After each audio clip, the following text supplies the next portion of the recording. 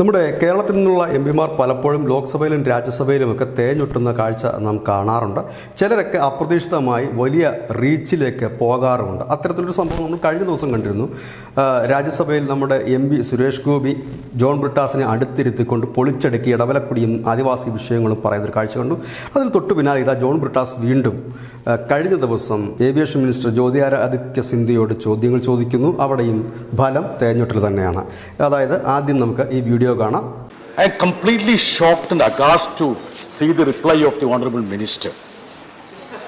Sir, 30 years back, his father, late Madhavrao Scindia ji, declared the open sky policy and permitted even foreign freighters to go to the non-metro airports. And that's why airports like Cochin, Trivandrum all survived. All of a sudden, after 30 years, his department had audacity to ban the foreign freighters to non-metro airports, thereby crippling the life of the states. Sir, a state like Uttar Pradesh, 21 crores of people. Do you want the products of UP to be brought to Delhi? Except this metro. Sir, the cost has gone up for the exports. It has affected the exports, trade bodies, the farmers, the local population. And therefore, sir, it's a very important matter, sir. It affects your state also, sir. It affects your state also. Please. Sir, even now, the Commerce Standing Committee unanimously resolved and ordered them. They have to review the policy because you are going back. This is against the declared policy of the government of India. I doubt. Be brief question. Please. I doubt. Yes, sir. Yes. Sir, my Yes. question is that. Yes. My question is that. Yes. What was the rational logic? And he says that the Indian operators are sufficient enough. Sir, airport of Cochin, after this new order, only 2 Indian operators flew the goods. Many a time are obfuscating and confusing. He has tried to confuse. Sir, state of Kerala, say the airport of Cochin, we don't have scheduled foreign freighters because most of the exports are on seasonal, Vishu or Onam. We rely on passenger foreign airlines and also non-scheduled freighters. Sir, what he has done, during this pandemic, none of the foreign passenger flights were there. So there was no belly of the foreign airlines. At that time, he banned the non-scheduled. So Please, question. Next question. If at all, this is not a substantive number, why did he ban it? If it is insignificant, what was the need for banning it? And third thing, sir, one more point, sir. Has he got this? What is the statistics?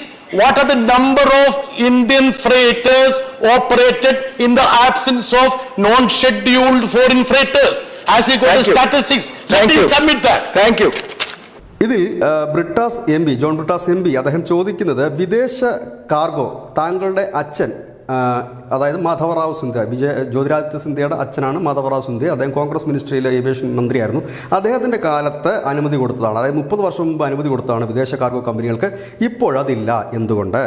ഉപചോദ്യവും അദ്ദേഹത്തിൻ്റെതായിട്ടുണ്ട്. അദ്ദേഹം ആ ഉപചോദ്യത്തിൽ ചോദിക്കുന്നത് കൊച്ചിയിൽ നിന്ന് എത്ര വിദേശ cargo കമ്പനികൾ പ്രവർത്തിക്കുന്നു. അദ്ദേഹത്തിൻ്റെ ഒരു ആശങ്ക നമുക്ക് മനസ്സിലാക്കാൻ കഴിയും. കാരണം ഈ കാർഗോ മൂലം ചരക്ക് ഗതാഗതം തടസ്സപ്പെടുന്ന കാര്യങ്ങളൊക്കെ അദ്ദേഹം പറയുന്നുണ്ട്.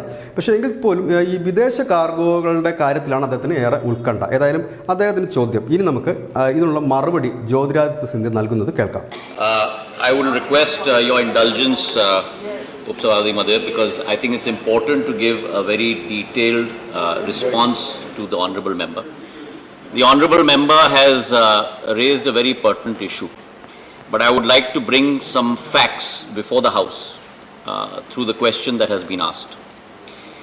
Let us understand that the trade in cargo across the world is close to about $270 billion, going to grow to about $375 billion. Air trade to GDP ratio in India today has grown to 4 to 8%. Air cargo sector should double in the next couple of years. Having said that, it's also important to understand the composition of the air cargo business. Scheduled operators conduct 90% of the business. Non-scheduled operators conduct only 10% of the business. And within that 10% of the business also, Sabapati Mohoday, 98% of that 10% is conducted in the 6 metros. Only 2% is conducted in the other airports in the country. So of the air cargo operations, we are only talking about 0.2%. Now, the question here is, why is this important? The reason this is important is, first of all, let's understand that the air cargo business, all scheduled operators can still fly from all destinations. There is no roke on them, there is no ban on them. Only the NSOP segment, 2% of that, has been restricted for Indian carriers. The cargo that is carried in the belly of aircraft, whether scheduled or unscheduled, does not come under this prohibitory order at all. 71% of all cargo in India today is carried in the belly of passenger aircraft. Third, I'd like to inform the honorable member that today, if you look at the breakup between Indian carriers and foreign carriers, look at how badly it is skewed. Indian carriers, belly and dedicated aircraft, freighters, carry only 19% of cargo. 81% is carried by foreign carriers. And if you look at dedicated freighters alone, only 1% is carried by Indian carriers and 99% is carried by foreign carriers. I'm sure that the honorable member, the state that he comes from and the party that he belongs to, will fight for the cause of Atmanirbhar Bharat, for the cause of our Indian carriers, and by taking this step, if he asks me a supplementary, I will tell him that in a short amount of time, the results that our Indian carriers have been able to give to the nation, I shall also place before the House. Thank you. Manli John Brittas, please be brief, otherwise other members will not get opportunity. Please, second question. Sir, statistics. I am responding to him in a very calm voice, so I request the honorable member to please hear my answer. Thank you very much. So the question that has been asked is very pertinent, that what has this policy resulted in? Has it actually given advantage to our cargo business? Has it given advantage to our Indian freighters? And it's a very pertinent question. So I'd like to put the points before the honorable member. First, because of COVID, please understand that all of our carriers were almost entering a period of insolvency. This has given a glimmer of hope for our carriers domestically within India. What has it resulted in? It has resulted in the following 4 points. First, the number of freighters in India that were limited in 2018 only to 8. In a period of 3 years, that number has jumped to 28. So we have almost increased our domestic freighter capacity by almost 3.5 times. That's point number 1. So therefore, Atmanirbhar Bharat, Indian carriers are beginning to stand on their own feet. And I'm sure that the party he belongs to, this is an ideology that he would support. Otherwise, they should not take a different stand with regard to other issues, with regard to the economy and with regard to civil aviation. If you support this stand, then I can understand you taking a different stand on other issues. But if you oppose this stand and you want foreign carriers to carry you there, then you must not take a different stand with regard to other issues on civil aviation or other economic issues from your state point of view. Point number 1. Point number 2, sir. Indian Airlines have modified 150 passenger aircraft to be able to carry cargo in belly as well as the seat areas. So therefore, our cargo capacity, in addition to the freighters increasing from 8 to 28, even our passengers have gone from, if I may use the term, P to C, passenger to cargo, 150 planes. Third, sir, May 19 to May 21. What was our share of international cargo traffic movements? A measly 1.8%. Please. A measly 1.8%. Today, in a period of 2 years, that share of traffic has grown from 1.8% to 19%, sir.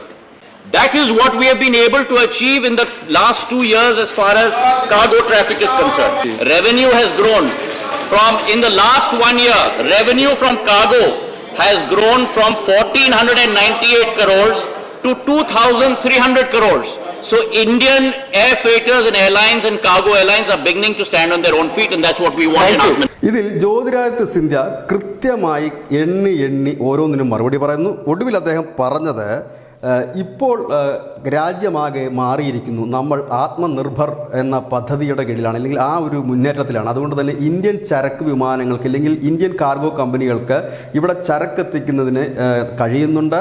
അത് വളരെ നല്ല രീതിയിൽ പ്രവർത്തിക്കുന്നുണ്ട്. നമ്മളിപ്പോൾ ഏറ്റവും കൂടുതൽ ഊന്നൽ നൽകുന്നത് നമ്മുടെ സ്വന്തമായിട്ടുള്ള വിമാനങ്ങളും അതുപോലെ കാർഗോ കമ്പനികൾക്കുമാണ്, അല്ലാതെ വിദേശ കമ്പനികൾക്കല്ല. താങ്കളുടെ പാർട്ടി, അതായത് CPM വിദേശ കുത്തകൾക്കെതിരാണ് എന്നാണ് തനിക്ക് മനസ്സിലാകുന്നത്. പക്ഷേ താങ്കൾ വിദേശ കുത്തകൾക്ക് വേണ്ടി വാദിക്കുന്നതായി തോന്നുന്നു. അതുകൊണ്ട് ഇത് താങ്കളുടെ നിലപാടാണോ അതോ താങ്കളുടെ പാർട്ടിയുടെ നിലപാടാണോ എന്നാണ് ചോദിക്കുന്നത്. അതായത് വെറുതെ ഇരുന്ന ഈ ജ്യോതിരാദിത്യ സിന്ധ്യയെ പോയി ചൊറിഞ്ഞ് പണിമേടിച്ചു എന്നുള്ളതാണ് യാഥാർത്ഥ്യം. കാരണം വിദേശ കാർഗോ കമ്പനികളുടെ എണ്ണം എത്രയെന്ന് അറിയണം, അത് എത്ര എണ്ണം പ്രവർത്തിക്കുന്നു എന്നറിയണം, എന്തുകൊണ്ട് അത് നിർത്തി എന്നറിയണം. ഏതായാലും അതിനെന്തായാലും വ്യക്തമായി തന്നെ ജ്യോതിരാദിത്യ സിന്ധ്യ കൃത്യമായി മറുപടി നൽകുന്നുണ്ട്. ഏതായാലും നമ്മളുടെ പാർലമെൻറ്റിലും ഒപ്പം തന്നെ ഈ രാജ്യസഭയിലുമൊക്കെ പോകുന്ന കേരള MP പലപ്പോഴും പല കാര്യങ്ങളും പഠിക്കാതെയാണോ പോകുന്നത്, അതോ ചില കാര്യങ്ങളൊക്കെ ആ എതിരാളികളെ ഒതുക്കുക എന്നൊരു ശ്രമമായിട്ടാണോ പോകുന്നതെന്ന് അറിയില്ല. ഏതായാലും ഒരു കാര്യം വളരെ വ്യക്തമാണ്, ഈ കേന്ദ്ര സർക്കാരിൻ്റെ കീഴിലുള്ള മന്ത്രിസഭയിലുള്ള അംഗങ്ങളെല്ലാം ബഹുകേമന്മാരാണ്, മിടുക്കന്മാരാണ്, പരിണതപ്രജ്ഞരായ രാഷ്ട്രീയ നേതാക്കളുമാണ്. അതുകൊണ്ട് തന്നെ അവരോടൊക്കെ മുട്ടുമ്പോൾ അല്പം സൂക്ഷിച്ചും കണ്ടുമൊക്കെ മുട്ടിയാൽ നമുക്ക് അധികം പരിക്കില്ലാതെ ഞെളിയാൻ പറ്റും. ഇല്ലെങ്കിൽ ഇതുപോലൊക്കെ തേഞ്ഞ് പൊട്ടേണ്ടി വരും. News desk, news India Malayalam.